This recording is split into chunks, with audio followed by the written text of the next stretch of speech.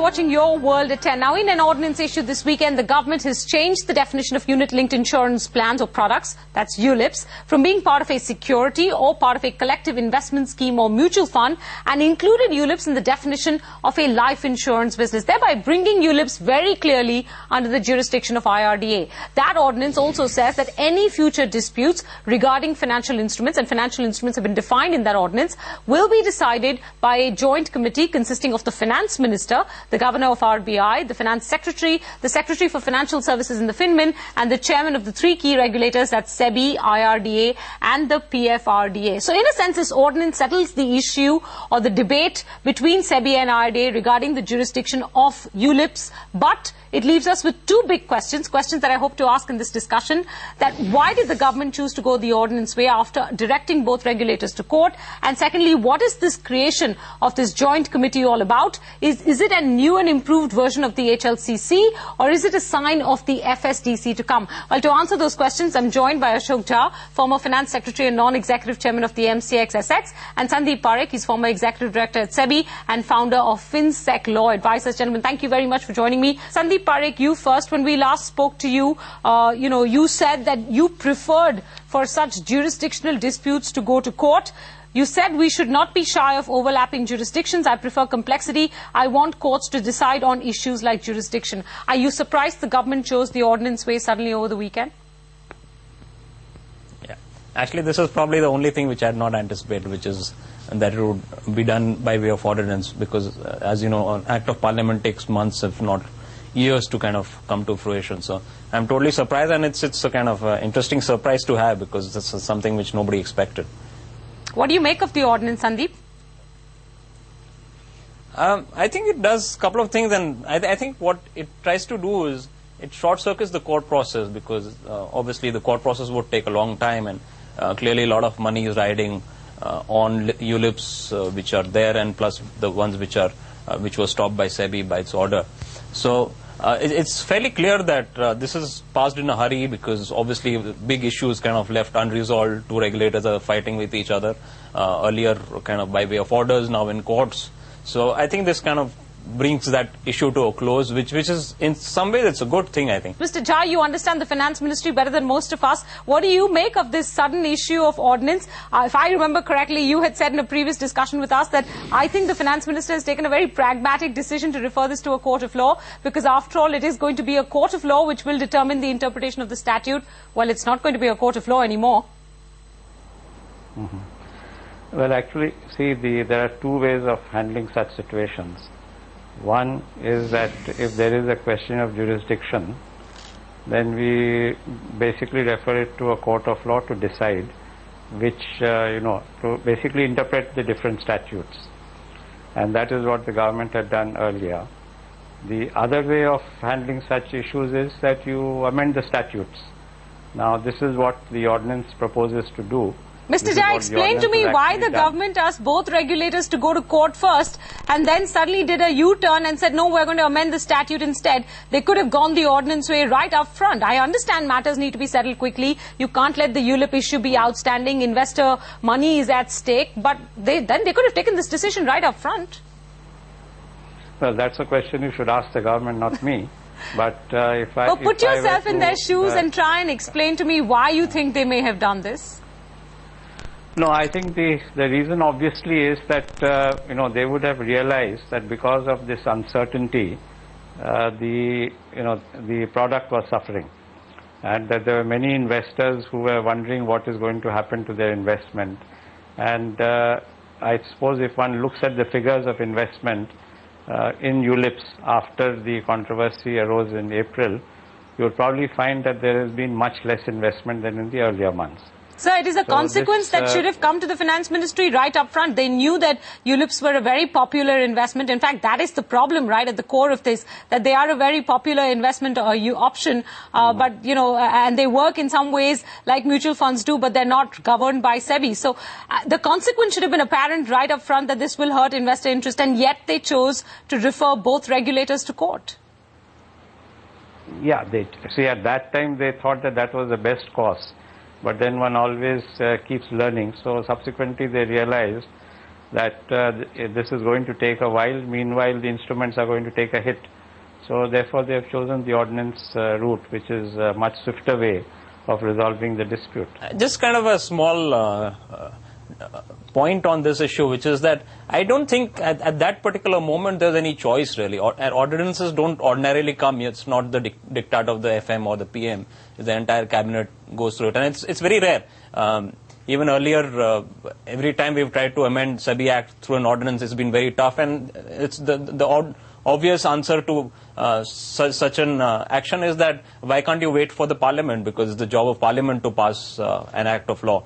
So clearly this is something which is unusual. It's not something which happens, but then the situation itself was kind of fairly emergent, and Sandeep, I think it's an interesting way to resolve it. Yeah, I understand it's an interesting way, and I understand speed is of primary importance here. Couldn't they have told both regulators right then that, hey, we're about to work through an ordinance, so hang in there, we're going to come to you with a decision. You don't even need to go to court. We will address this through an ordinance and a correction or an amendment to the relevant laws. No, I think at that point of time, if you'd not applied your mind, and if you're not thought that this was possible, because as I said, it's a collective. Are you saying the Finance Ministry did not apply its mind to this matter when it referred the two regulators to court? No, the Finance Ministry does not have. No. Finance Ministry doesn't have the power to pass an ordinance. It's the Government of India which passes an ordinance. So clearly, it did not have the power to do what you're saying it should have done on the next day, and therefore they said, okay, the only thing possible today is go to court of law, and that's exactly what they did. So I think it's a kind of a logical sequitur. All right. So what does this tell us about how future such disputes will be settled, Mr. Jha? Because in this very same ordinance, they have constituted a joint committee that will also include the finance minister himself, along with the heads of various regulatory bodies and a few finance secretaries from within the ministry. And that committee will have up to 3 months to decide on any dispute regarding financial instruments and what kind of instruments has been defined clearly in the ordinance, etc. What does this tell us? What is this joint committee that they have set up? Is this a new and improved version of the HLCC? Is it a sign of the FSDC to come? Or is this just one ad hoc way of addressing future disputes with regards to financial instruments?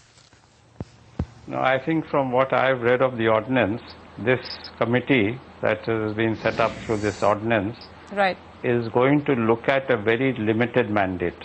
The limited mandate is that if there is a dispute about who is going to, if a particular instrument is going to fall under SEBI or IRDA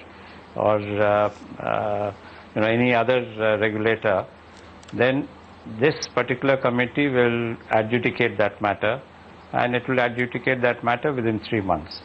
So therefore, it is not really a improvement or a replacement for the high-level committee, nor is it a substitute for the FSDC, which was supposed to be set up as per the budget announcement. This particular committee will have this narrow mandate of deciding as to whether a particular product falls within which regulator. What do you make of the fact that we have the HLCC, which seemed to be powerless in a situation like this? They have now created another body that can adjudicate on the issue of financial instruments and disputes arising, thereon. And then eventually we will also have the FSDC. So in a sense, this is one more layer to be able to sort of decide on interjurisdictional issues, right? No, this is not one more layer. This is what I'm trying to say, that, see, the HLCC is a body which looks at all coordination issues. That's right. The coordination issues need not be limited to jurisdictional issues. Similarly, the FSDC that was proposed to be set up is going to look at all issues. This particular committee has a limited mandate of only looking at disputes of jurisdiction. So it's not another layer really. Sandeep, what do you make of the creation of this committee? I mean, the next time we have a dispute, let's say, not on a financial instrument, but on some other aspect of regulation, will it call for another committee to be created, which will then be more efficient than the HLCC and preempt the FSDC to some extent? No. I think it is ad hoc and it is adding a layer. To the extent Mr. Jha is saying that, yes, it is a limited mandate, yes, it is a limited mandate, but it has teeth, as opposed to HLCC, which is kind of an internet chat room, where people come and meet and chat and then go. Internet chat room, is that what you call it? Yeah, because it's a place which doesn't have teeth. It's a place where people should coordinate, but as you saw in the ULIP case, it did not really help. So they've created a piece which helps in terms of something which has teeth and which can pass orders which are binding on all parties. So I think it's kind of a limited mandate, sure, but it has teeth as opposed to HLCC, which doesn't have any teeth, and FSDC, which I don't think anybody knows what the FSDC is going to look like. It's an amoeba in people's head today. People don't know whether it's going to be a statutory body, whether it's going to be another committee set up by an act of parliament or by kind of some government fiat. So nobody really knows what FSDC is going to look like and what kind of powers it's going to have. So Sandeep, do you think that this committee could be a stopgap measure till we actually have some idea of what the FSDC is likely to be, and therefore it serves the purpose for right now saying if there are any such disputes that arise, this committee will solve it? Or do you think that this committee could end up becoming yet another permanent layer, that in some sense will add to the HLCC layer and preempt the FSDC layer to some extent? And who knows, maybe other committees may be formed depending on what future disputes are like. I think an ideal committee is a committee of two people where one person is absent. So clearly, I mean, there are lots of committees, lots of committees which are in existence, which are being planned. But this is, as I said, this is of limited mandate, so I think it will go away. I can't say for sure at all. But hopefully, the FSDC is going to be a very well thought out committee which has teeth and which kind of which doesn't impinge on the autonomy of regulators. So it's a very difficult task to do, really.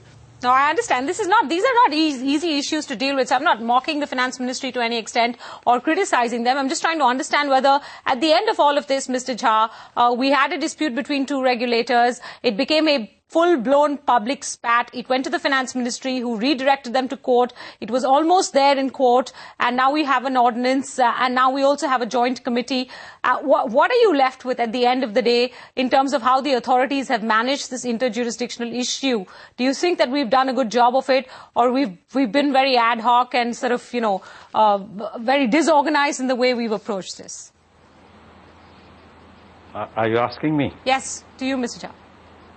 No, well, I think, this is a clear case of people learning as events unfold. Now, initially when this dispute arose, obviously they felt that the HLCC will be able to handle it. But, as everybody knows, the HLCC is really a coordinating body. They don't have any teeth. They cannot direct either SEBI or IRDA to say that, okay, you lay off or you deal with this product. So therefore, the matter was referred to the court, which is, to interpret any statute, courts are empowered to do so. But then quite obviously, the government realized that this is going to take a while. And meanwhile, the entire investment in these products will suffer. So therefore, they've come up with the ordinance. So it really shows learning exercise right through the process. When you put it that way, there's very little to criticize. If it's a learning exercise, then I hope we finally learned all the lessons we need to when it comes to the next interjurisdictional matter. Thank you very much, Mr. Jha and Sandeep, for your time and for joining us on CNBC TV 18 with your perspectives. And